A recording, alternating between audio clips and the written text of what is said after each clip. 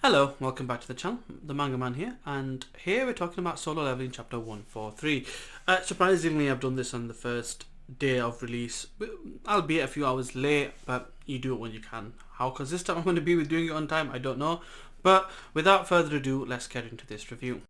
So, before anything else, as always, please support the official release, and all timestamps will be in the description below, including links to my social medias, Twitter, Instagram, subreddit where all postings and information about myself will be, especially the Twitter, because the way the algorithm works, because I'm a smaller channel, you won't always get notified even if you do click the bell. Still do that by all means, but if you do follow me on Twitter, you will be notified as soon as I post, because literally as soon as it's posted on YouTube, I post a link on the Twitter, the tweets as they say.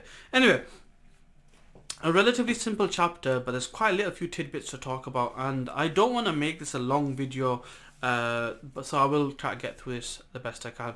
So there's two bits to the chapter. There's a whole bit with Kamish the dragon, and there's a whole bit about the revelation at the end. So let's cover essentially what happens and what's important from that interaction. The first thing is Kamish is awakened. He questions who's kind of awakened him, beckoned him, what have you. He realizes there's humans there, and he's basically wanting to kill these humans. He does get stopped, and he gets told that the actual crystal that was controlling you was removed a long time ago, so you're no longer under the rule of the rulers. From the humans' perspective, they're seeing a wall that's made out of glass, that's reinforced by high level magic, just basically getting shattered, and they're ready to run. And then they're surprised by the fact that Sun Jin Woo is talking in monster tongue, which is completely understandable, because it's like the first time they see it. As readers, we've kind of got used to it and we know what he's about, but they don't. They're still learning and they're trying to figure out what's going on. So the key outcome really from this interaction is Kamish doesn't stay, which is unfortunate, but realistically when you think about it, it was a long time between the time he died and this time, and he does say it's unfortunate, and you can see that he's happy to serve the Shadow Monarch, because he specifically says, I'm jealous of your followers because they get to stay and fight for you, fight with you for eternity. And the fact that he says that was kind of cute, because he literally just met him, but he was happy to serve under him.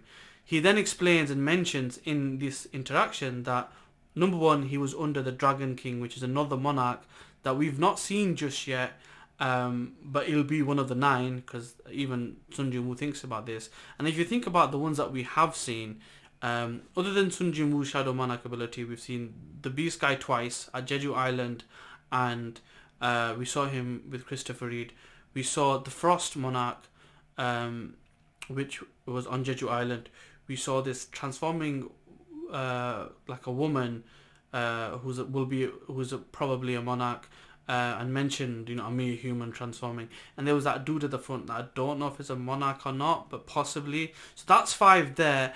Then if you include the fact that the guy that was chained up, the monarch of time, of origin or beginnings, Regis I think his name was, he was one.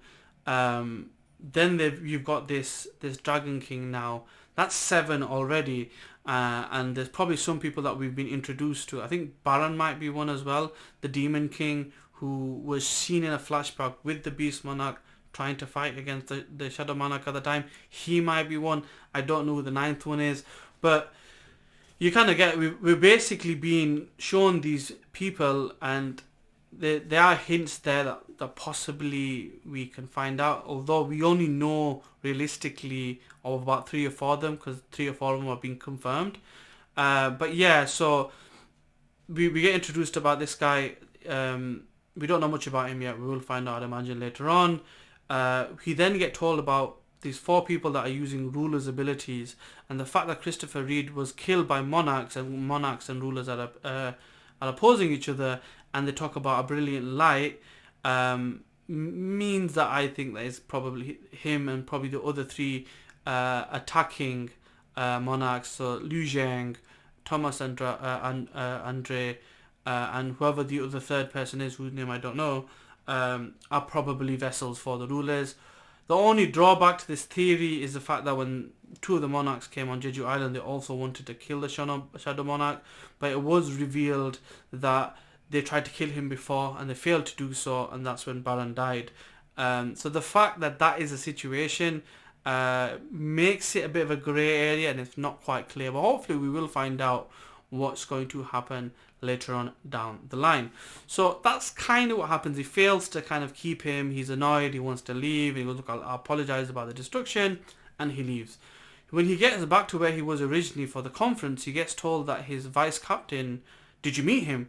He got the call from you. Did you meet him at the headquarters of the bureau? And he was like, no, I've just come from the bureau. And then the person that was at the bureau was like, no, we didn't have anyone of that name. And this is where you kind of guess what's going to happen next. And then you hear Scavenger Guild and you're thinking, oh no, he's made his move. I was literally talking about last chapter that this will probably happen in the next few chapters, and it's literally happened right now. No, I told you so. Any person that's probably read the chapter can kind of realize where it's going. I just didn't expect it straight away because of where this was going. And then we see him panic, and there's a conversation that happens where they're trying to contact the Scavenger Guild without telling Sun Jin Woo, and they've kind of like joined the dots to find out that Mr. S-Class Hunter, who holds a grudge, has probably done something. We see Thomas Andre kind of being involved as well, who's basically telling his people, listen, we need to get to him before Sun Jin Woo. And then we see Sun Jin Woo dashing through the skylight, sending his people, out to find him, and basically regretting that he didn't put a shadow on him. This is going to set up something crazy, because if you think about it, let's say he gets there first. He's going to whoop that backside, right? He's going to be clapping those cheeks, and he's going to tell him anyone. Honestly, if that guy died and got resurrected as a shadow, I would not mind. Because he can make him do menial stuff and just berate him for all existence. That'd be fine. If he gets there, after Thomas Andre gets there, then there's hell to pay, and it could easily be Scavenger Guild versus Sun Jin Woo, and that's going to be crazy, because we're going to see a national class hunter versus the strongest hunter in the world, unofficially. But we know that. And something's going to happen crazy. So Thomas Andre is interesting enough, and the fact that him and Li Zheng are interested in Sun Jin Woo is interesting because of the theory that I think that, the ruler vessels. That being said, what if he claps them all? What if he just slaps up Scavenger Guild? USA ain't going to take that lightly. Then he's going to have to go with USA. And this is all going to be crazy, political. Fights going to happen. There's so much potential here. I haven't spoiled it for myself with the light novel, so I'm as excited as anybody else reading it for the first time.